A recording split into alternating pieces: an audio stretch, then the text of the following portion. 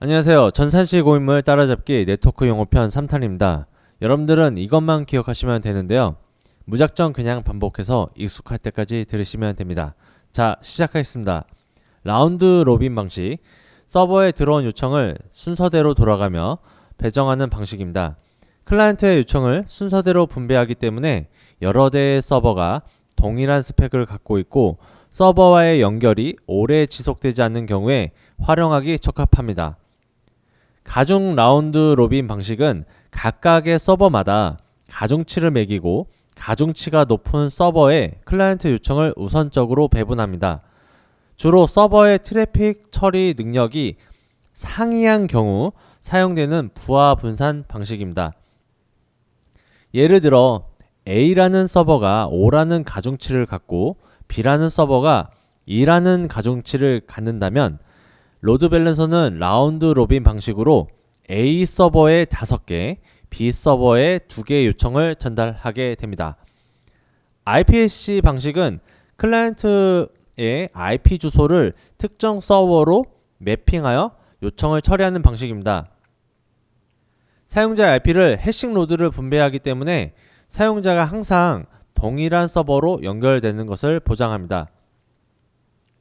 여기서 말하는 해싱은 임의의 길이를 지닌 데이터를 고정된 길이의 데이터로 매핑하는 것 또는 그러한 함수를 말합니다. 최소 연결 방식은 요청이 들어온 시점에서 가장 적은 연결 상태를 보이는 서버에 우선적으로 트래픽을 배분합니다. 자주 세션이 길어지거나 서버에 분배된 트래픽이 일정하지 않은 경우에 적합한 방식입니다. 최소 리스폰 타임은 서버의 현재 연결 상태와 응답 시간을 모두 고려하여 트래픽을 배분합니다. 가장 적은 연결 상태와 가장 짧은 응답 시간을 보이는 서버에 우선적으로 로드를 배분하는 방식입니다. 부하 분산에는 L4 로드 밸런서와 L7 로드 밸런서가 가장 많이 활용이 되는데요. 첫 번째, L4 로드 밸런서는 네트워크 계층이나 트랜스포트 계층의 정보를 바탕으로 로드를 분산합니다. IP 주소나 포트 번호, 맥 주소, 전송 프로토콜에 따라 트래픽을 나누는 것이 가능합니다. 로드 밸런서는 포트 정보를 바탕으로 로드를 분산하기 때문에 한 대의 서버에 각기 다른 포트 번호를 부여하여 다수의 서버 프로그램을 운영하는 경우라면 최소 L4 로드 밸런서 이상을 사용해야 합니다. L7 로드 밸런서의 경우에는 애플리케이션 계층에서 로드를 분산하기 때문에 HTTP 헤더, 쿠키 등과 같은 사용자의 요청을 기준으로 특정 서버에 트래픽을 분산하는 것이 가능합니다.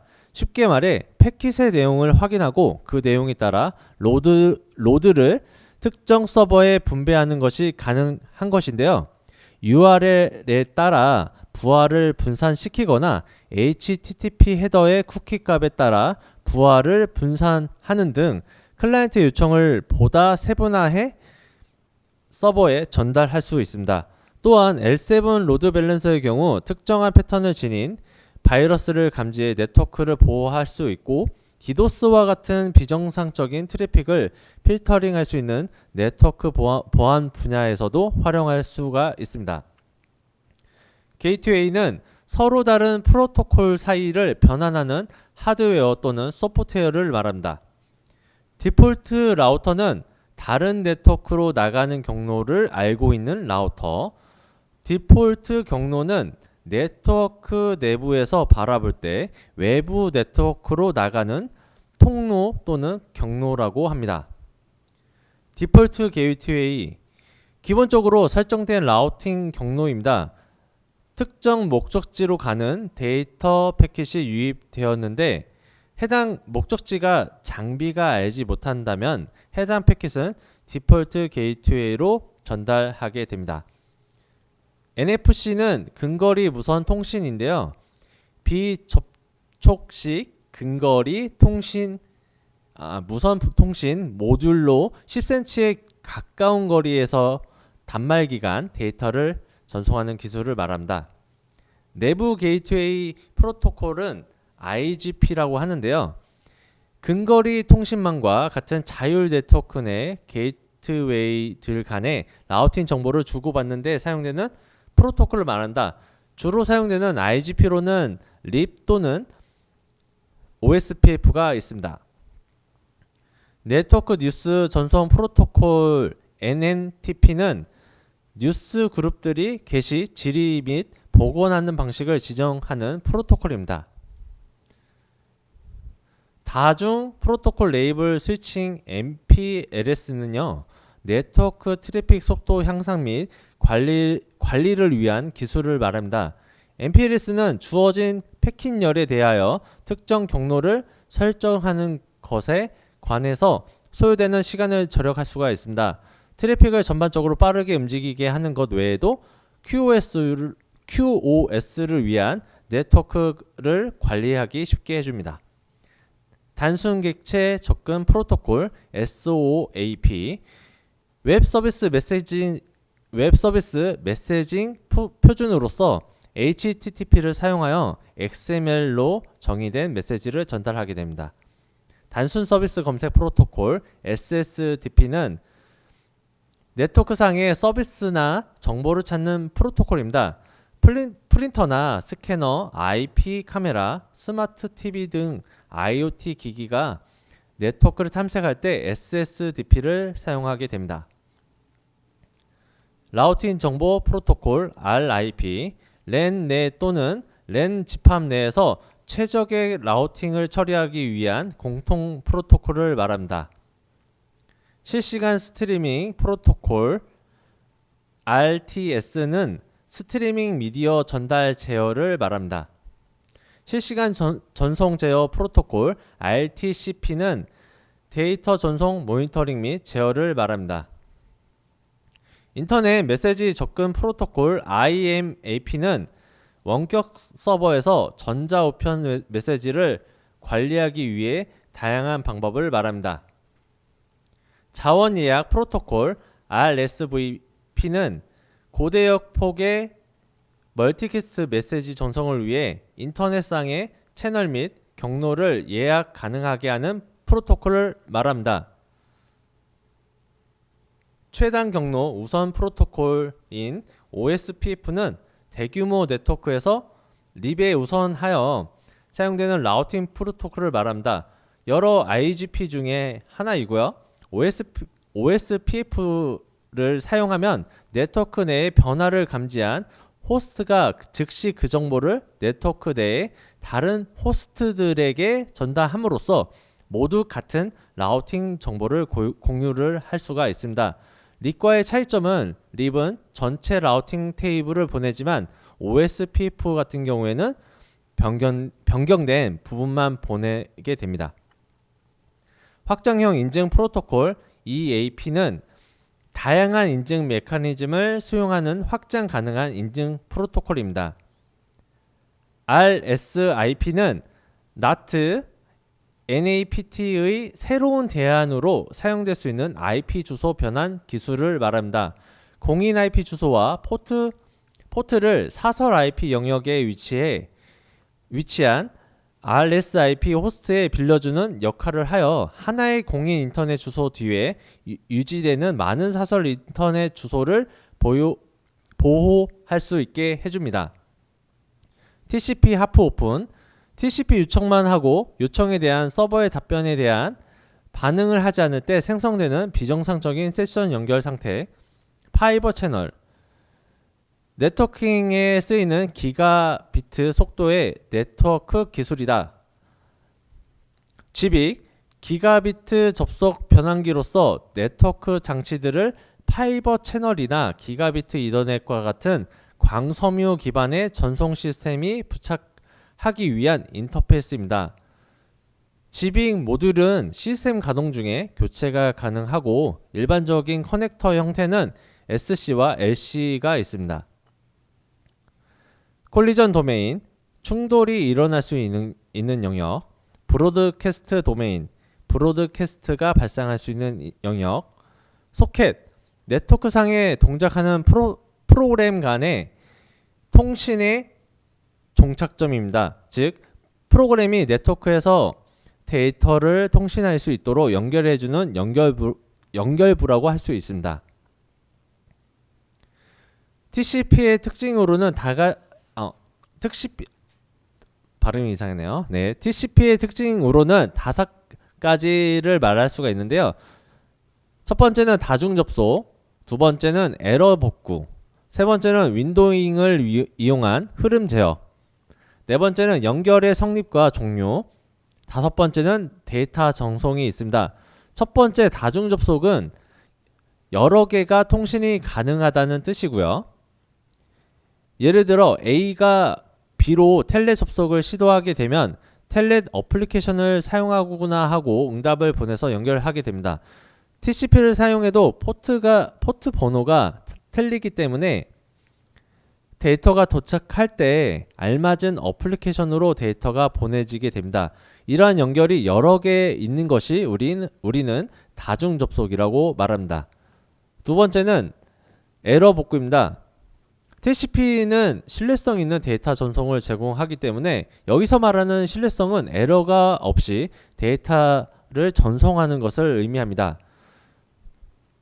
그래서 TCP는 신뢰성 있는 전송을 제공하기 위해 헤더에 있는 시퀀스 넘버, 액놀러지먼트 넘버를 이용합니다. 시퀀스 넘버는 데이터를 보낼 때마다 각 데이터의 고유한 번호를 부여해서 전송하게 되는데요. 이때 이 넘버를 못 받으면은 응답으로 그 해당 넘버를 못 받았다, 아니 좀 잘 못 받았다라는 부분들을 재전송을 하게 해서 그 해당 번호에 해당하는 패킷만 받게 되는 것이죠. 자, 세 번째는 흐름 제어입니다. 송신과 수신 측의 데이터 처리 속도를 차이를 해결하기 위한 기법입니다. 만약에 수신 측이 송신 측보다 속도가 빠른 것이 아무 문제가 없지만 하지만 송신 측이 수신 측보다 속도가 빠르면 문제가 발생하게 되는데요. 이 말이 무슨 말이냐면은 수신 측에서 다시 말씀드릴게요. 수신 측에서 수신된 데이터를 처리해서 상위 계층으로 서비스하는 속도보다 송신 측에서 보내는 데이터 속도가 더 빠르다면 수신 측에서는 제한된 저장 용량을 초과하여 이후에 도착하는 데이터를 손실될 수가 있는데요. 만약 데이터가 손실된다면 불필요하게 응답과 데이터의 재전송이 송신 측과 수신 측 간에 빈번히 이동하게 됩니다. 따라서 이러한 위험성을 줄이기 위해 송신 측의 데이터 전송량을 수신 측에 따라 조절을 하게 되는데요. 이 작업을 우리는 흐름 제어라고 합니다. 방법은 두 가지 방법이 있는데요. 첫 번째는 스톱 앤 웨이트 방식이라고 해서 이름 그대로 상대방에게 데이터를 보낸 후 잘 받았다는 응답이 올 때까지 기다리는 방식을 말합니다. 두 번째는 슬라이딩 윈도우 방식이고요. 수신 측이 한 번에 처리할 수 있는 데이터를 정해놓고 그때그때 수신 측의 데이터 처리 상황을 송신 측에 알려줘서 데이터의 흐름을 제어하는 방식입니다. 자, 네 번째는 연결 성립 및 종료입니다. TCP는 데이터를 전송하기 전에 양쪽 호스트 간의 연결을 먼저 성립해야 합니다. 이때 저희가 성립하기 위해서 3웨이 핸드쉐이킹을 하게 되는데 이것이 저희가 말하는 연결 성립과 종료를 말합니다. 뭐 연결할 때는 3웨이 핸드쉐이킹을 거친다. 4웨이는 종료에 대한 과정을 얘기를 하죠. 자, 다섯 번째는 데이터 전송이고요. 데이터 전송은 전송 중에 데이터를 읽게 되면 저희가 재전송을 한다고 했죠. 아까 뭐 시퀀스 넘버를 보고선 응답으로서 나 이거 못 받았다, 이렇게 재전송을 요청하는 부분이 있지만 그뿐만 아니라 재조합도 합니다. 만약에 시퀀스 넘버가 1번, 2번, 3번 이렇게 순서대로 들어오면 괜찮은데 2번, 3번, 1번 이렇게 들어오면은 뒤죽박죽 도착을 할 수가 있잖아요. 그럴 경우에 재전송할 필요 없이 재조립을 통해 처리하면 되는데요. 이것을 저희는 데이터 전송의 보장을 이 TCP의 특징으로 보장하게 된다라는 부분이 있습니다. TCP 윈도우 사이즈는 수신자가 한 번에 버퍼링할 수 있는 최대 데이터 크기를 말합니다. 송신자는 수신자의 윈도우 사이즈만큼 에크를 기다리지 않고 데이터를 전송할 수 있게 됩니다. bps, 비트 퍼 세컨드, 초당 전송될 수 있는 비트 수. bps인데 대문자입니다. 바이트 퍼 세컨드, 초당 전송되는 바이트 수. cps, 캐릭터 퍼 세컨드, 초당 전송되는 캐릭터의 수. pps, 패킷 퍼 세컨드, 초당 패킷 수입니다. 커넥션, 하나의 세션이 만들어지고 닫히는 순간까지를 말합니다. CPS인데 대문자입니다. 커넥션 퍼 세컨드, 초당 TCP 커넥션을 생성할 수 있는 최대 개수를 말합니다. TPS 대문자입니다. 트랜잭션 퍼 세컨드, 초당 최대 처리 건수, 즉 초당 교환되는 데이터의 수치를 의미합니다. 또는 저희가 이 TPS를 RPS라고 얘기하는데요. 리퀘스트 퍼 세컨드라고 얘기를 합니다. 보통 L4에서는 CPS라는 용어를 쓰고 L7에서는 TPS라는 용어를 사용하게 됩니다. VIP, Virtual IP입니다. 가상 IP라고 하는데요. 하나의 호스트에 여러 개의 IP 주소를 할당할 수 있는 기술입니다. 이 기술을 이용하면 하나의 네트워크 인터페이스에 여러 개의 IP를 줄 수가 있습니다. 그래서 VIP는 HA나 로드 밸런싱을 사용할 때 이 두 가지를 사용할 때 사용하게 됩니다. 이중화, 장애, 고장을 대비하기 위한 방법입니다. 클러스터링, 클러스터라는 말 자체가 여러 개 모여서 하나를 구성하는 것을 말합니다.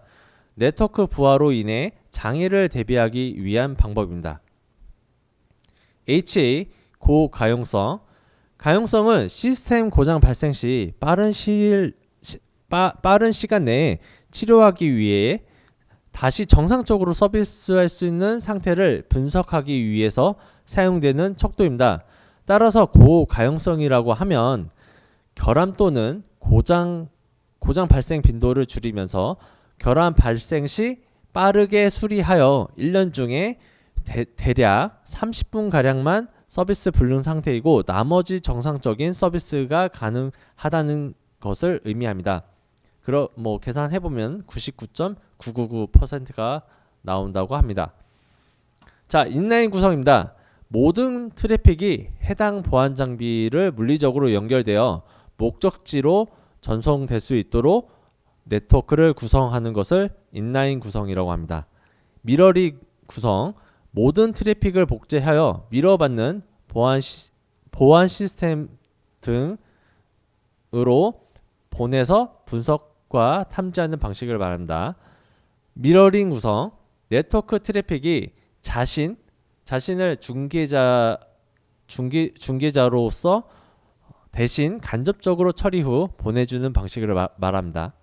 아웃 오브 패스 구성은 인라인 구성과 다르게 네트워크 구간 외에 설치되어 전체 트래픽 중 특정한 트래픽만 통과하거나 평상시에는 전혀 트래픽이 통과하지 않는 구성 방식이 이로 인해 제품이 설치가 되더라도 기존의 네트워크 트래픽 흐름에 영향을 주지 않는 장점이 있습니다. 이상입니다.